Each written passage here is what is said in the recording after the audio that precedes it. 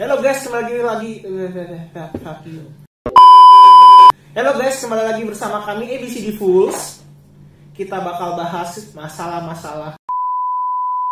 Gue lupa tagline-nya. Gue udah mau bilang di video kali ini lagi. Gue masih nyangkut di sono, Cok. Tar dulu. Oke, 1, 2, 3. Tar dulu, gue masih senyum nih anjing. Udah.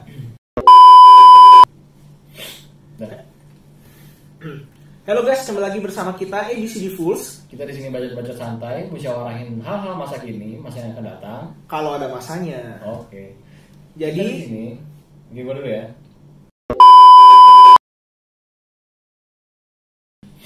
halo guys, kembali lagi. Halo guys, kembali lagi bersama kita ABCD Fools. Kita di sini bacot-bacot santai, musyawarahin hal-hal masa kini, masa yang akan datang. Kalau ada masanya. Nah, jadi hari ini kita kedatangan seorang narasumber. Perkenalkan Pak, namanya siapa Pak? Oh, nama saya Vincent. Oke. Oke, namanya Vincent. Vincent siapa kalau boleh tahu? Apakah Anda keberatan berada di podcast ini? Dihadang oleh 2 buzzer. Ya, boleh perkenalkan namanya, data diri selengkap-lengkapnya.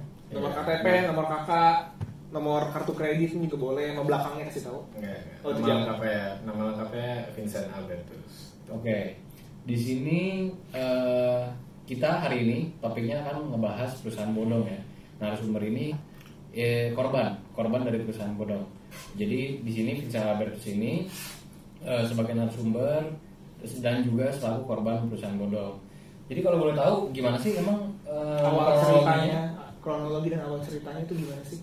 Nah, awal ceritanya itu namanya mahasiswa ya, baru lulus. Jadi kita perlu cari kerja gitu bilangnya. Kita dari dunia pendidikan terus terjun ke dunia pekerjaan itu merupakan sesuatu hal yang baru buat kita. Jadi kita masih terjun ke hal yang belum kita ketahui lah istilahnya gitu. Iya, area-area yang belum familiar untuk kita ya. Ya, karena kita masih berasa tuh masih di dunia kuliahan. Iya, emang kalau kuliah itu emang rada menyangkut ya. Iya. Masih jiwa sosial kita juga jiwa sosial kuliah. Anak kuliahan. Tapi begitu kita terjun di dunia kerja tuh mereka lebih profesional, tata cara melakukan kegiatan-kegiatan mereka, pekerjaan mereka juga berbeda pada saat waktu kuliah. Boleh lanjut? Nah, kejadian awalnya itu karena permintaan sebenarnya daripada Kampus. ya kampus tempat kuliah gitu. Jadi waktu itu kampus saya meminta supaya bisa naik sidang untuk sidang akhir itu perlu memenuhi 1 dari 3 syarat yang dikasih. Yaitu syarat pertama itu mendapat kerja, syarat kedua itu daftar kuliah S2, atau yang syarat ketiga itu membuka kewirausahaan. Nah, karena waktu itu dunia kewirausahaan itu kayak dunia bisnis, saya bukan dari jurusan bisnis, jadi saya tidak tahu apa-apa tentang itu. Lalu untuk yang S2-nya itu tuh belum belum bisa menentukan jurusan yang mau dilanjutin. Karena kan S2 itu jatuhnya lebih fokus daripada S1. Dan lagi pula kan S2 itu kan nggak bisa sembarangan ya. Betul. Itu kan keputusan yang mesti dipikirin matang-matang lah ya, bukan sembarang. Itu kan menyangkut biaya. Kita di situ kan mengorbankan waktu kita juga kan. Betul. Ya kan? Nah, makanya opsi yang diambil itu yang pertama, yaitu mencari pekerjaan. Nah, karena dulu pengalaman magang itu dapat pekerjaan tuh lewat orang-orang yang dikenal, nanya yang deket-deket, saudara, teman gitu kan. Nah, barang terkecil dulu lah ya. Nah, cuman waktu itu karena didesak dengan pengejaran waktu, karena kita juga udah harus sidang, jadi kayak bener-bener perlu cari yang bisa cepat dapat. Kepepet lah ya, udah kepepet. Nah, makanya yang tempat yang pertama saya datengin itu tuh lewat online atau internet gitu.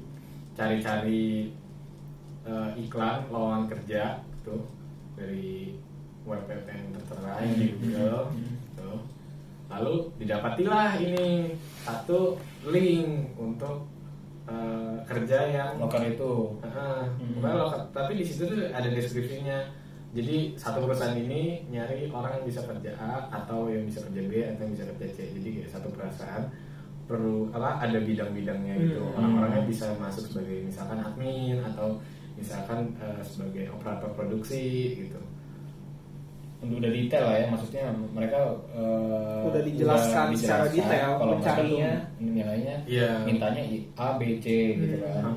kriterianya sudah jelas. Iya. Nah, dari situ adalah yang namanya nomor kontak gitu kan untuk dihubungi ke perusahaan tersebut. Gitu. Sebutlah ini perusahaan PTA gitu. Nah, terus setelah menghubungi, dijawablah melalui WhatsApp. Gitu. Kasih tahu untuk ketemu di lokasi ini pada tanggal ini jam segini, gitu kan, untuk melakukan yang namanya interview. Normal lah ya, interview Normal, seperti itu kan normal. udah normal. Panggilan juga kan sekarang kan lewat email, Iya. lewat telepon ya kan. Iya. Nah, udah dihubungin, udah ada detailnya, udah ada jadwalnya juga. Saya datengin lah, Iya. samperin ya dong, samper ke situ ke lokasi daripada PTA. Di situ interview seperti biasa. Nah, di situ pun ternyata dimintai sebuah biaya bilangnya. Oh, dipungut biaya. Dipungut biaya. biaya. Nah, sebenarnya itu melamar pekerjaan itu tidak diperlukan pemungutan biaya. Iya. Ya, nah, makanya saya pun berinisiatif untuk bertanya di saat itu, biaya ini tuh untuk apa? Ya, karena kan nggak ada salahnya juga ya. Kita Iya. kan justru kan mencari kerja untuk mendapatkan uang ya. Tapi Iya, ketika kita diminta untuk mengeluarkan uang dengan kondisi yang memang kita butuh uang, tentu aja kita pasti mempertanyakan dong ini larinya kemana, untuk apa. Kita pasti meminta alasannya, itu hal yang normal sih. Tapi yang aneh sih di sini kenapa dimintain duit ya? Ya, Jadi itu di sini ya. jelas Ada kejanggalan. ada kejanggalan. Tadi sih pertamanya udah oke. Pada untuk normalnya interview, pada normalnya data, ya ada dan panggilan sebagainya. interview, meminta data diri dan sebagainya. Cuman ketika narasumber kita itu udah mau masuk, justru malah dimintakan duit gitu. Dipungut biaya. Dipungut biaya. Nah, pemungutan biaya ini tuh ditulis di situ buat kartu akses, buat seragam, sama yang satu lagi itu buat mes. Bila mana tempatnya itu di luar daripada daerah tempat tinggal, gitu. Di luar domisili ya. Itu Ya, kan lebih kalau dekat kali itu ya kalau itu kan lengkap kan, maksudnya tahu ini dana kemana-mana. Nah, dikiranya hanya sampai segitu. Namun ternyata sebelum selesai dari lokasi itu ada permintaan biaya lagi. Oh, nambah biayanya. Nambah biaya lagi. Waktu ditanya pun dibilang, oh ini biaya yang kedua itu untuk pembukaan rekening. Saya tanya rekeningnya buat apa? Katanya itu rekeningnya itu untuk bayar penggajian. Gitu. Udah, setelah kerja itu sudah bayar dari lokasi ini dan dari PTA ini dibuatkan surat. Suratnya itu diberikan kepada saya dan diarahkan untuk pergi ke lokasi yang disebut sebagai perusahaannya. Nah, pergilah ke lokasi yang diarahkan, dan ternyata pas sampai di sana lokasi tersebut bukan PTA, melainkan PTB kita sebutnya. Boleh dibilang aneh nggak sih di sini kalau misalkan dimintain biaya untuk buka rekening, karena kan biasanya ya kalau mau buka rekening itu malah kantor bisa bantu kan. Ya, apalagi ini kan mendaftarkannya atas nama kantor nggak sih, pasti kan. Iya. Udah jelas untuk penggajian kantor. Beda dengan kalau kita membuka rekening atas nama kita sendiri untuk keperluan pribadi. Betul, di sini malah posisinya ibaratnya kenapa jadi kita yang harus buka rekening pribadi sendiri gitu kan. Terus bukan dibayarkan ke pihak bank, malah dibayarkan ke pihak orang tersebut atau ke kelompok mereka tersebut, iya kan? Ke perusahaannya itu. Iya, ke perusahaan PTA tersebut. itu. Padahal kan harusnya dibayarkan ke bank kalau memang membuka rekening pada umumnya. Berarti ya kan? ini udah kejanggalan kedua ya. Kejanggalan ke nomor 2. Habis di lokasi di PTB itu dijalani sebuah training sesuai dengan perjanjian yang ditulis ya. Dijalani sebuah training ini tuh melatih kita sebagai pelamar itu supaya siap untuk terjun ke dunia kerja. Nah, setelah di situ, setelah melakukan training, terus mereka melakukan step kedua yaitu penempatan. Oke, penempatan karyawan ya. Penempatan karyawan. Nah, ternyata pas di bagian penempatan pun mereka membuatkan surat untuk mengarahkan ke klien mereka, yaitu PTC, PTD, PTE dan PT yang lainnya. Gitu. Ibaratnya seperti dioper-oper lah ya. dioper outsource lah ya. Iya, Maksudnya seperti dari semacam perusahaan outsource. yang satu ini yang Menyediakan. membuka loker nanti menyediakan lowongan pekerjaannya itu untuk dipindahkan ke perusahaan yang lain. Perusahaan lain yang menggunakan membutuhkan. jasa si PT Iya. induk itu. Nah, jadi di sini yang si PT A tadi atau PTD itu kan cuma mengumpulkan orang ya. Yang PTA yang mengumpulkan. Kalau PTA itu yang mengumpulkan, dia mengumpulkan karyawan yang akhirnya nanti pada akhirnya dioper-oper ke perusahaan-perusahaan yang membutuhkan. Ya, lewat si PTB. Lewat si PTB ini. Jadi si PTA ini yang mengumpulkan, PTB ini sebagai jembatan penyalurnya ya, kalau bisa dibilang ya. Ya. Lalu kami pastinya setelah diberikan surat untuk surat pengantar, bilangnya surat pengantar dari PTB ke PT yang diarahkan, kami melaksanakannya dong. Namanya kan kami membutuhkan kerja. Iya. Pasti kami melakukan pengarahan yang diberikan supaya kami mendapatkan kerja yang setidaknya kami butuhkan. Gitu. Kan nggak mungkin juga ya kalau misalkan kerja yang Nolak. maksudnya kita misalkan di bidang ekonomi ya, kemudian dikasih bisnisnya tuh yang art. Iya. Kita kan benar-benar sama sekali buta di situ. Iya, Pulang iya. kita masuk ke situ juga kita nggak bakalan bertahan lama, gitu loh. Nah, abis itu pergi nih di hari sesuai jadwal daripada yang di dalam surat tertera tuh, datang ke lokasi C.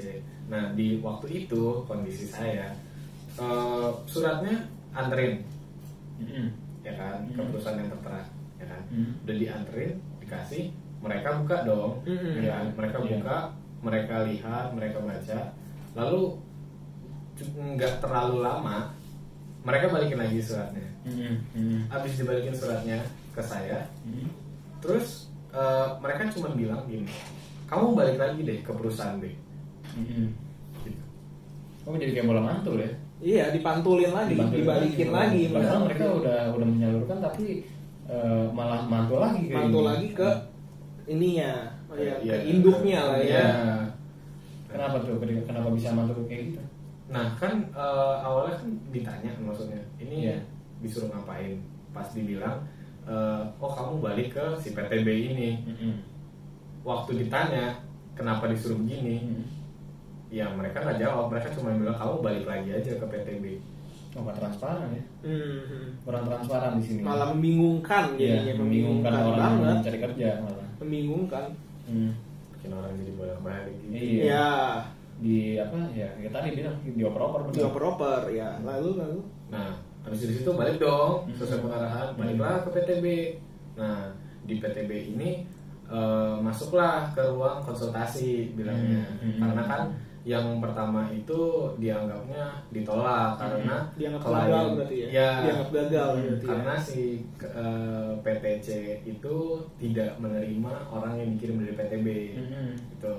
Kan itu udah penolakan, udah gagal satu kali, ya kan. Nah, dari situ si PTB ini sebelumnya nih, ini harus diingat nih, PTB ini punya peraturan.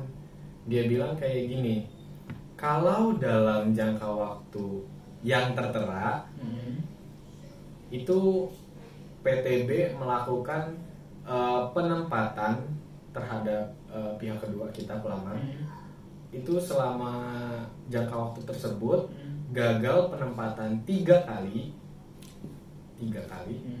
itu dana yang keluar di awal itu dikembalikan. Oh, jadi tadi kan awal-awal kan ibaratnya kayak didepositin ya bunganya. Mungkin dananya didepositkan, Didepositkan, bisa dibilang seperti gitu. itu. Jadi kan udah depositin, mereka bantu cari sebanyak 3 kali.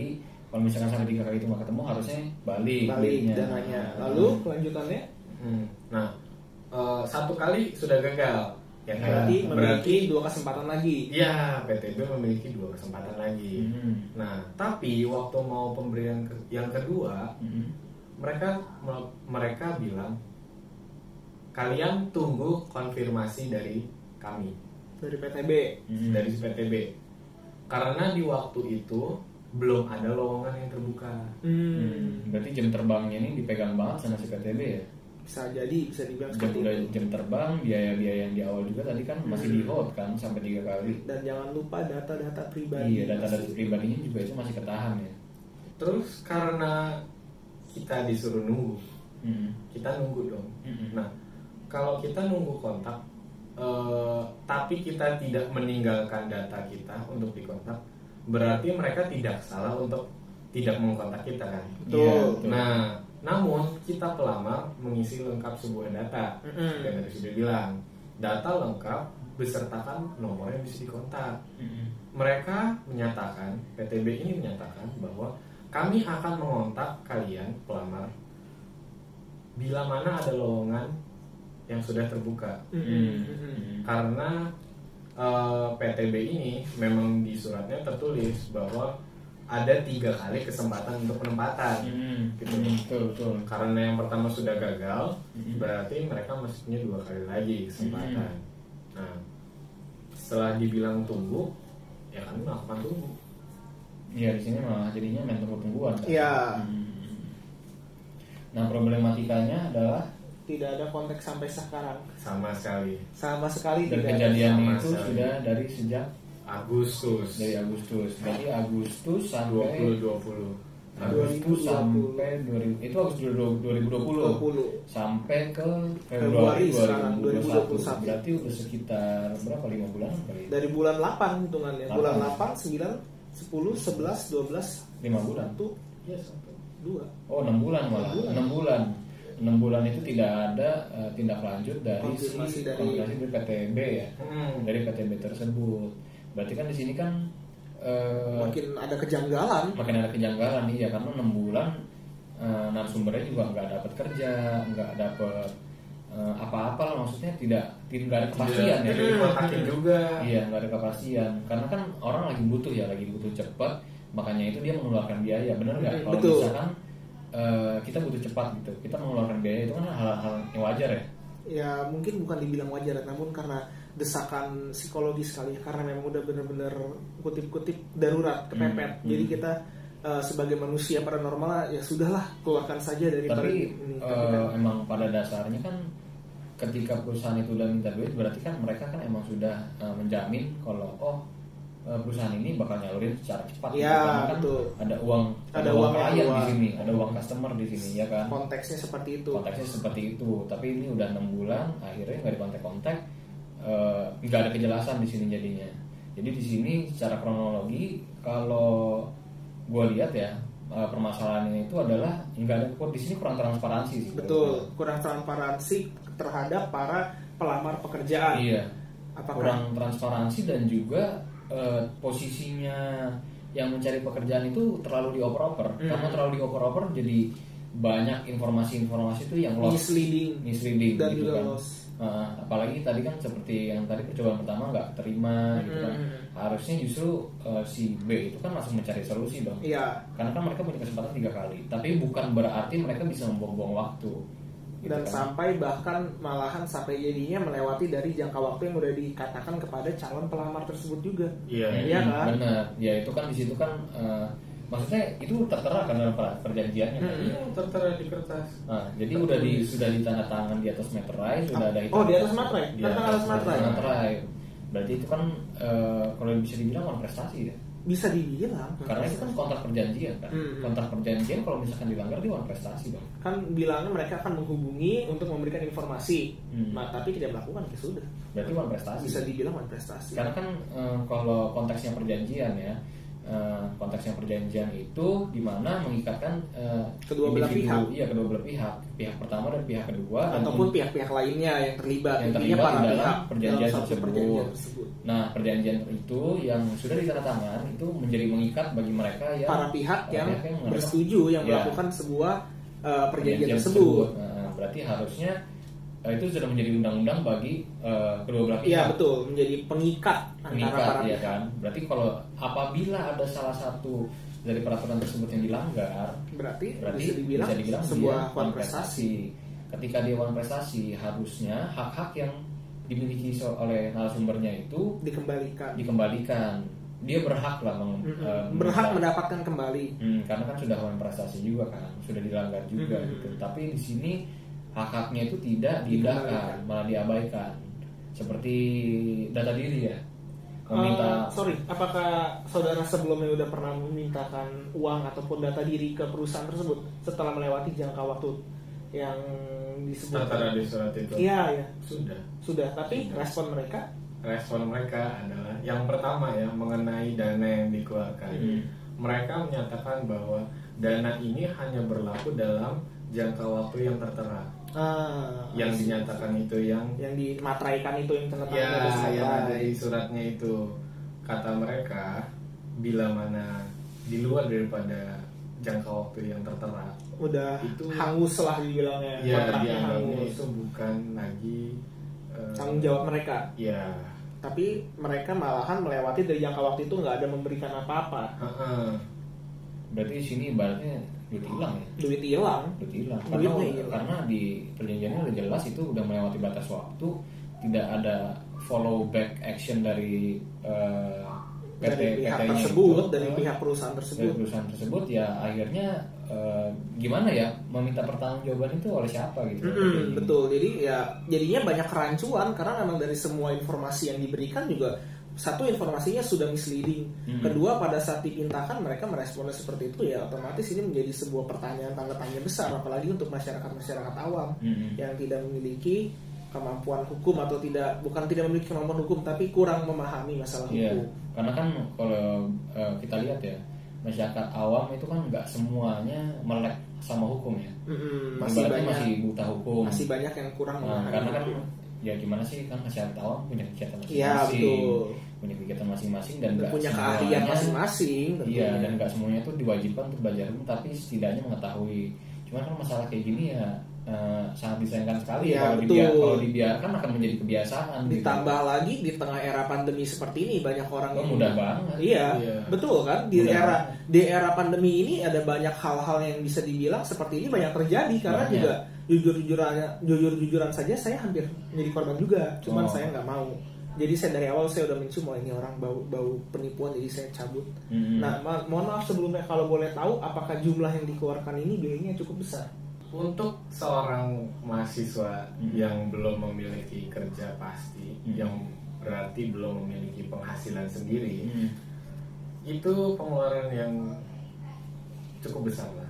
Iya, karena kan bisa, orang itu kan punya nilai ekonomis ya. Ya, setiap orang berbeda-beda. Iya, kalau misalkan mereka sebagai karyawan, mereka punya nilai ekonomis tersendiri, usaha ekonomis tersendiri, dan kebetulan kalau emang setelah lulus dan belum punya pekerjaan itu kan nggak ada nilai ekonomisnya. Ya, betul. Jadi sebenarnya berapapun yang dikeluarkan itu adalah menjadi kerugian. Iya, menjadi kerugian gitu loh. Apakah duit tersebut yang di-spend atau dihabiskan itu menjadi investasi atau cuman hanya bakar-bakar duit saja ya. Gitu kan.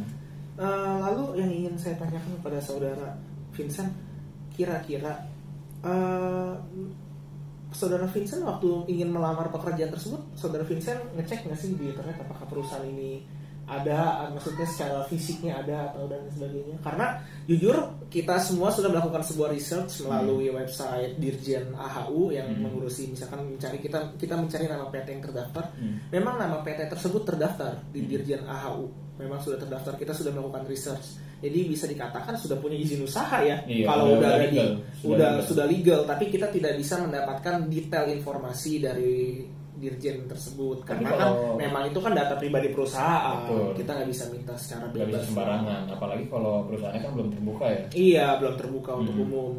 Tapi kalau tadi kita riset sih banyak ya komen-komen yang agak negatif sama. Iya, betul. Komentar-komentar yang bisa dikatakan miring. Jadi kita mau menginput nama perusahaan tersebut di internet, lalu langsung muncul itu semuanya. Oh, ini dibilang penipu, dibilang apa, dan bahkan sampai ada yang berani mengeluarkan menyebutkan nominal angka yang dikeluarkan, dan yang kita cukup terkejut karena angkanya lumayan besar.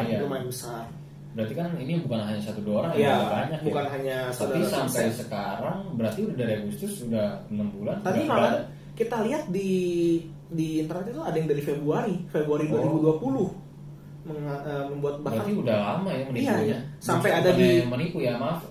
Tapi dibilang ini pun juga bisa ya, karena korbannya nggak balik-balik. Iya, itu satu. Kedua, sebenarnya kan kalau kita melamar pekerjaan dimanapun, mungkin lewat internet atau segala macam, pasti dikatakan bahwa perusahaan tidak pernah meminta uang sepeser pun untuk ini, Betul. itu. Jadi kemungkinan besar adalah seperti itu. Mungkin kalau dalam pandangan saya ya, mungkin ini sebenarnya bukan perusahaan tersebut, tetapi ada salah satu oknum atau dua oknum yang mendompleng nama perusahaan tersebut untuk dipakai dalam tindakan kejahatan mereka. Jadi sebenarnya bukan perusahaan tersebut, tapi nama perusahaan tersebut yang didompleng. Mereka mengklaim dirinya sebagai perusahaan tersebut. Iya, betul. Kalau dilihat dari kondisinya sih emang susah juga ya, karena kan saudara Vincent sendiri juga sudah di tengah pandemi dan lagi dikejar-kejar sama kelulusannya. Jadi kita nggak bisa bilang kalau misalkan ini orang nggak detail bacanya, nggak research dulu apa segala macam. Saya researchnya orang, kalau misalkan emang lagi kepepet ya mereka pasti tidak akan fokus 100%. Iya, tidak akan fokus. Memang kita tidak bisa menghindarkan bahwa istilahnya saudara Vincent juga melakukan sebuah kelalaian lah ya, ceroboh lah ya bisa dibilang ya. Bagaimanapun tetap saja ya dirugikan gitu loh. Tapi kan gimana ya, emang fungsinya penipu kan seperti itu. Iya mereka sih. mau masang perangkap ya kan. Masang perangkap tunggu siapa yang kemakan ya udah. Tapi ini sampai sekarang nggak ada actionnya ya, maksudnya dari pihak-pihak yang penegak hukum juga harusnya di sini take action ya. Karena korbannya udah banyak dan itu lama-lama juga bisa makan lebih banyak lagi, sumber dana lebih banyak lagi, lebih banyak orang yang dikorbankan gitu loh. Jadi ini gimana nih? Kalau menurut lu gimana sih ini jalan keluarnya? Kalau gue agak bingung karena kalau ngandelin penegak hukum ya gimana ya? Gue bingung juga gimana. Kalau menurut gua sebenarnya begini, kemungkinan besar adalah mereka justru tidak melaporkan ke pihak berwajib. Kalau misalkan pihak berwajib mengetahui bahwa ada tindakan seperti ini, mana mungkin sih pihak berwajib diem aja dengan jumlah orang yang banyak dari Februari. Kalau saya percaya pihak berwajib pasti bertindak sesuai dengan sumpah yang diambil, sumpah jabatan yang diambil, dan juga sesuai dengan tugas kewenangannya, saya yakin. Namun yang menjadi permasalahan di sini adalah kan tidak mungkin pihak berwajib maha tahu gitu loh. Karena kan pihak berwajib juga mengurusi banyak hal-hal lainnya di luar dari perusahaan ini aja. Pasti juga banyak hal-hal yang harus diproses di tempat-tempat lain. Jadi kita nggak bisa menyalahkan pihak berwajib begini, pihak berwajib begitu. Yang saya perhatikan adalah banyaknya masyarakat Indonesia jika memang mengalami suatu kasus hukum, mereka hanya lebih banyak berperilaku di sosial media. Mereka tidak melakukan jalur hukum. Jadi sebenarnya begini saudara, kalau misalkan memang kita mengalami sebuah masalah yang bisa diajukan ke pihak hukum, alangkah baiknya kita mengajukan hal tersebut melalui proses jalur hukum. Jadi jangan sampai mohon maaf ya, saya bukannya bermaksud menghina salah satu pihak atau bagaimanapun, dalam masyarakat maupun dalam penegak hukum tidak bermaksud begitu, karena banyak sekali masyarakat yang mengatakan hukum itu tumpul, hukum itu begini, hukum ini begini, padahal kenyataannya mereka menjadi korban tetapi mereka tidak melaporkan. Iya, betul. Karena sesuai prosedur. Iya, karena kan kalau kita kan mahasiswa hukum, kita tahu ada delik biasa dan delik aduan. Iya, betul. Jadi tidak semua hal itu otomatis bisa lari ke polisi. Harus diaduin. Iya, maksudnya beda kalau pembunuhan misalkan pihak berwajib menemukan jenazah, pasti kan itu sudah langsung diproses, itu tanpa perlu ada yang mengadu pun pasti sudah diproses. Tapi berbeda delik biasa, itu delik biasa istilahnya. Nah kan ada beberapa hal juga yang memang itu harus diadukan. Kayak misalkan contoh, saya menipu Dani, misalkan saya bilang ke Dani saya butuh duit, lalu habis itu saya kabur, duitnya nggak balik, itu kan salah satu delik aduan. Jadi bagaimanapun Dani harus melaporkan ke pihak berwajib atas nama saya bahwa saya mengambil duitnya beliau. Itu jadi memang di sini kita bukan bermaksud untuk menghakimi siapapun, kita tidak bermaksud untuk menyalahkan masyarakatnya, kita tidak bermaksud menyalahkan saudara Vincent ataupun menyalahkan penegak hukum, tentu tidak. Tapi yang ingin kita tekankan adalah pendidikan hukum gitu loh. Kita di sini hanya membuka fakta ya. Iya, kita membuka fakta bahwa memang secara undang-undang ada delik aduan, ada delik biasa, dan nggak semua hal itu otomatis akan lari ke polisi. Ya polisi tahu dari mana, pihak berwajib tahu dari mana kalau kita tidak melaporkan, kalau kita telah menjadi korban. Sama seperti misalkan data pribadi kita hilang, dalam arti dompet kita hilang, di dompet ada KTP, SIM, dan STNK. lalu kita membiarkan saja hal itu terjadi. Kita tidak melaporkan, kita tidak membuat surat keterangan kehilangan dan lain sebagainya. Lalu kita jalan, di tengah jalan kita ditilang, ditanya, mana SIM kamu? Dompet saya hilang, Pak. Itu tidak mungkin jadi bukti pembenar. Iya dong. Itu nggak bisa jadi alasan pembenar Anda untuk tidak bawa SIM ataupun tidak bawa STNK. Kalau misalkan Anda bilang SIM dompet saya ketinggalan, dompet saya hilang, pasti kan diminta mana surat kehilangannya, surat keterangan bahwa telah terjadi kehilangan. Nggak boleh cuek ya kalau kita nggak boleh cuek. Seperti itu, kalau jika ada kehilangan yang dokumen-dokumen penting itu emang harusnya sudah sewajibnya ya dilaporkan sama ke kantor polisi, polsek terdekat lah. Iya, sama dengan kasusnya seperti ini. Kalau memang kita mengalami sesuatu yang merugikan kita, alangkah baiknya kita juga melaporkan ke pihak yang berwajib. Setidaknya kita sudah melakukan laporan seperti itu. Jadi jangan sampai untuk diri kita sendiri kita cuek, gitu loh. Betul.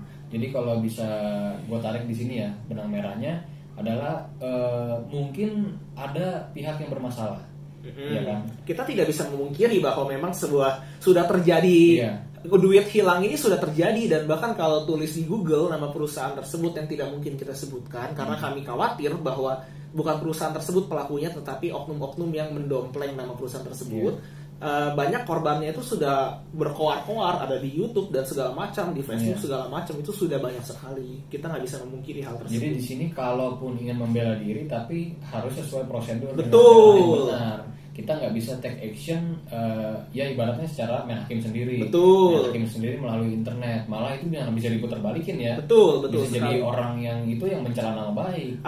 Iya betul. Apalagi sekarang di dunia internet ini bisa dikatakan internet itu kan seperti lautan yang luas. Iya. Misalkan contoh, mohon maaf, saudara Vincent bilang, oh nih PTA menipu. Ternyata yang pelakunya bukan si PTA, tapi orang yang menggunakan nama PTA tersebut. Malahan nanti PTA yang mengalami kerugian. Saudara Vincent jadinya punya dosa juga sama PTA tersebut. Iya dong.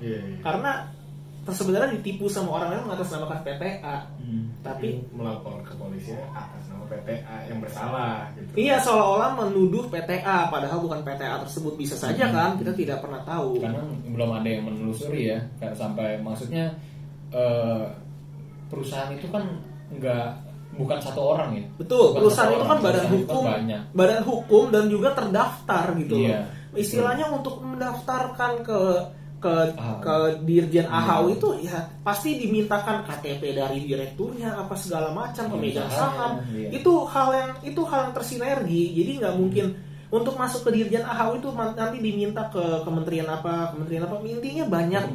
Hukum dan HAM ya, hukum dan HAM. Pasti itu banyak sekali, istilahnya nggak mungkin orang bisa iseng bikin PT yang semudah gitu, daftarin ke Dirjen AHU, nggak mungkin, karena itu mesti melewati notaris dan lain sebagainya. Itu udah pasti melewati proses. Ada akta pendirian. Iya betul, akta pendirian itu sudah harus melewati banyak proses, itu nggak mungkin sembarangan. Jadi sebenarnya pesan kami adalah jika memang kita ingin melamar pekerjaan, pertama kita harus mengetahui apakah perusahaan tersebut terdaftar atau tidak di Dirjen AHU. Caranya tinggal klik di Google, buka Google lalu kita klik, misalkan kita tulis daftar nama perusahaan Dirjen AHU, begitu aja nanti langsung muncul. Nanti di situ akan ada kolom pencariannya, kita bisa mencari nama PT yang kita ingin cari, seperti itu. DIRJEN. Nah, seperti itu. Intinya kita sendiri bisa mengecek, istilahnya memang di masa pandemi ini semua orang susah. Maksudnya semua orang mengalami penurunan dalam ekonomi kan. Jadi pasti akan ada banyak hal yang mengatasnamakan satu perusahaan. Kalau boleh saya ingin menceritakan ada kisah saya melamar di salah satu website. Nah, maksudnya website pencarian pekerjaan. Di website tersebut dikatakan bahwa lamaran saya sedang diproses, belum ada panggilan interview dan lain sebagainya. Lalu kemudian ada email masuk, itu jelang sekitar 1 minggu 2 minggu. Masuk ke email saya, dibilang Anda diterima untuk melakukan interview kerja. Jadi yang saya lamar itu adalah di Jakarta Utara, tempat pekerjaannya. Lalu ini dituliskan bahwa saya harus melamar interviewnya adalah di Jawa Timur, salah satu kota di arah ke Jawa Timur atau Jawa Tengah, saya sedikit lupa. Lalu di situ memang tidak dipintai biaya, tapi dikatakan bahwa biayanya akan diganti dan lain sebagainya. Yang menjadi kecurigaan saya adalah di sana saya diberikan rundown acara dan lain sebagainya, namun tidak diberikan alamat yang jelas. Hanya nama kota, provinsi, dan juga kecamatan desa tersebut. Tidak ada nama yang jelas dari alamat kantornya itu di mana. Tidak ada, sama sekali tidak ada. Jadi saya merasa mungkin ini penipuan, jadi saya tidak lanjutkan.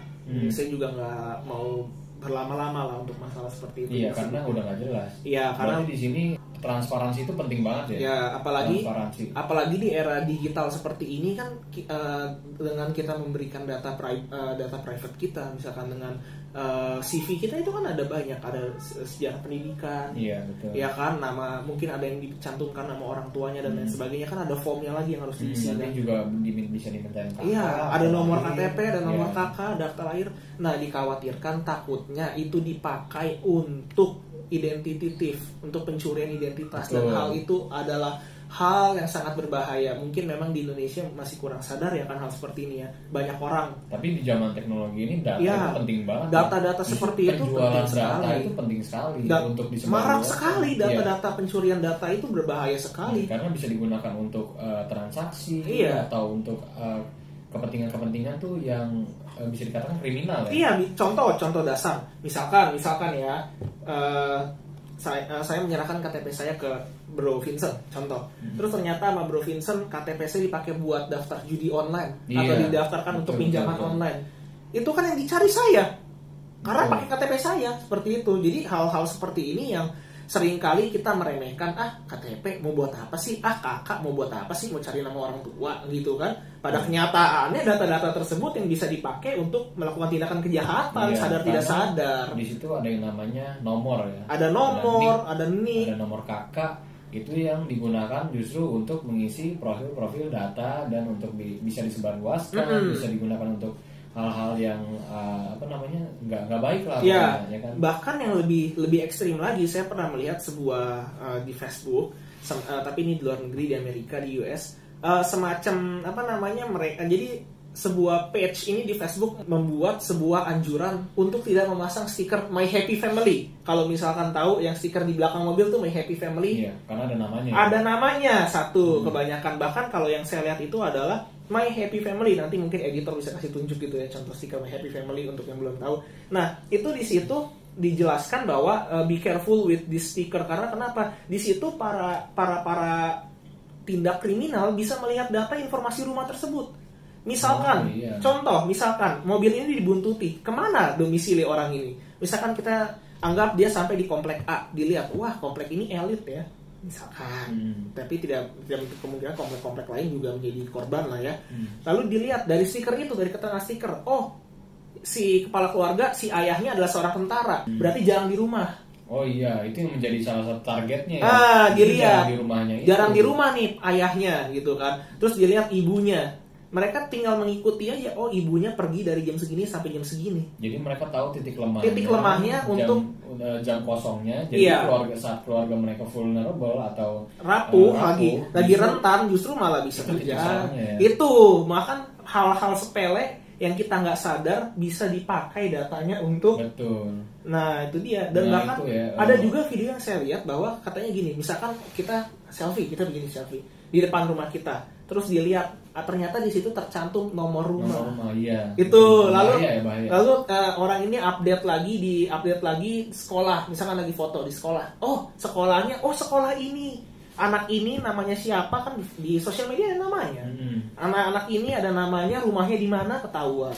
Malah lebih rentan lagi. Terus dia foto misalkan sama ayahnya, dilihatnya misalkan ayahnya sudah tua, sudah renta. Wah, kesempatan lagi.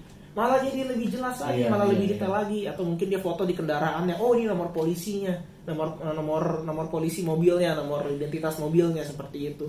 Nah itulah hal-hal yang memang sebenarnya kita nggak sadari, tapi di luar sana banyak yang menyalahgunakan. Oleh sebab itu kita harus lebih hati-hati sih. Pembelajaran dari sini sih kalau bisa gue bilang ya, dengan teknologi yang advance pada zaman sekarang itu, kita udah harus lebih berhati-hati dengan data pribadi, dengan dokumen-dokumen apa yang kita pegang. Betul. Itu kan karena itu hal-hal diskret, hal-hal yang tertutup yang buat kita aja gitu. Hal-hal seperti itu bisa disalahgunakan, bisa disebarluaskan juga gitu loh. Jadi harus lebih berhati-hati sama data pribadi sendiri. Jangan asal memberikan isi email ini, isi email itu, isi pribadi ini, isi pribadi itu gitu. Jadi lebih harus diskret, harus waspada, dan juga harus bertanggung jawab. hargai privasi kita sendiri, Iya, selain privasi daripada privasi orang lain. Privasi itu hal-hal kecil, cuman kalau begitu Terganggu ya, bahaya sekali. Jadi kalau sekarang solusinya buat Bro Vincent ini gimana ya? Kalau menurut tuh gimana? Kalau menurut gua sih boleh ya, ke LBH juga boleh. Jadi LBH itu ada lembaga bantuan hukum ya. Lembaga bantuan hukum itu ada yang berbayar, ada juga yang gratis. Kalian bisa kalau misalkan ada terkena masalah hukum, apa yang harus kalian berbuat kalian nggak ngerti itu gimana prosedurnya, kalian bisa mencari lembaga bantuan hukum. Jadi jangan kalau kalian berpikir oh iya lapor polisi kan saya mesti cari pengacara, biaya pengacara mahal dan lain sebagainya. Nah itu sebenarnya kita nggak bisa mengelakkan harga tersebut, tapi memang di Indonesia pun bahkan kalau kita mengalami sesuatu pun negara bisa memberikan kita bantuan. Betul. Nah salah satunya itu memang adalah lembaga bantuan hukum. Jadi banyak para pahlawan kita dalam bidang hukum yang mendedikasikan dirinya untuk memberikan bantuan-bantuan hukum kepada masyarakat yang mohon maaf kata mungkin tidak memiliki kemampuan secara finansial. Betul. Atau memiliki keberatan dalam finansial. Betul. Seperti itu. Jadi solusinya bisa ke LBH. LBH. Kalau punya lawyer ya bisa tanya lawyernya. Ya karena kan kita di sini nggak mau menimbulkan banyak argumentasi kalau misalkan kita solusi dari kita adalah seperti ini seperti itu kan argumentasi yang bakal banyak dipatahin sama orang dan juga bisa menimbulkan huru hara. Iya. Kalau misalkan kita main hati kita juga bisa salah, kita bisa mislead juga ya kan? Iya tentunya. Makanya oleh sebab itu sebenarnya negara pun sudah memberikan jalur kita untuk membela diri kita, membela hak kita sendiri. Namun pertanyaannya adalah apakah kita mau menggunakan jalur tersebut atau tidak? Seperti itu. Jadi bisa pergi ke lawyer pihak yang lebih berwenang ya, yang lebih mahir. Yang lebih mahir dalam bidang hukum. Karena di situ akan ada kejelasan hukumnya lah ya di situ. Transparansi itu justru yang penting. Kalau menurut gua pribadi, baiknya memang lu bawa ke ranah hukum sih. Karena walaupun bagaimanapun kan istilahnya hal seperti ini nggak boleh kita biarkan. Iya, akan menjadi marak ya. Seperti karena kalau yang gue lihat banyak banget perusahaan tuh yang udah mulai copy, mereka tinggal copy paste. Jadi mereka lihat, oh ini sukses nih kayak gini, bisa kali ya gue bikin strategi marketingnya. Jadi satu contoh itu bisa menjadi contoh untuk banyak. Iya nggak sih? Karena kan namanya kita cari makan gitu. Dia lihat piring orang lebih penuh ya kita cari tahu gimana caranya piring kita bisa sepenuh mereka. Betul. Jadi satu bibit contoh itu bisa menimbulkan konflik yang jadi gede ya. Begitu juga dengan satu contoh kita melakukan aksi, maksudnya melakukan aksi kita laporkan ke pihak berwajib, kita tentu saja juga memberikan contoh kepada orang lain bahwa hukum itu nggak tumpul, hukum itu tidak tumpul. Hanya saja caranya aja yang perlu diketahui ya. Ya, masyarakat perlu mengetahui caranya untuk membela dirinya di mata hukum. Betul. Oke. Segitu aja untuk video dari kita. Narasumber juga udah ngejelasin semua. Kita juga udah membeberkan fakta-faktanya.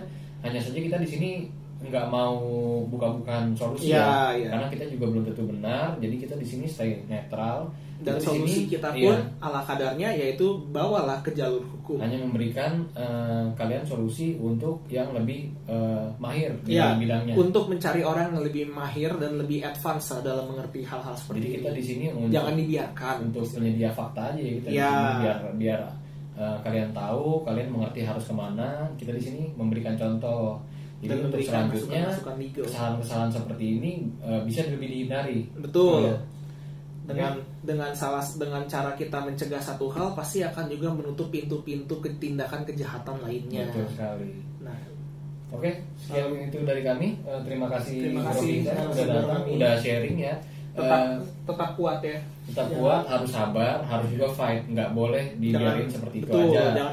Jangan menyerah. Tapi kalau emang bagaimana ya? Kalau emang udah hubungannya sama Oke, sekian dari kami. Kalau kalian suka videonya kalian bisa like, kalau kalian nggak suka kalian bisa dislike. Di tombol bawah ini ada tombol subscribe, kalian bisa pencet tombol notifikasinya. Jadi kalian bisa stay update sama video-video kali ini. Dan juga kalau memang kalian ingin ada topik-topik yang ingin kita bahas, bisa kalian tulis di kolom komentar apa yang harus kita bahas selanjutnya. Atau kalau ada masalah-masalah yang muncul di video ini, konflik-konflik ini kalian bisa berdiskusi di kolom komentar ya. Tapi jangan rusuh. Tapi jangan rusuh. Yang penting kita bisa ngelihat, kita bisa analisa apa-apa aja ya solusi yang bisa kita dipakai. bantu. Betul. Oke, segitu dari kami. Mohon maaf jika ada salah kata. Sampai jumpa.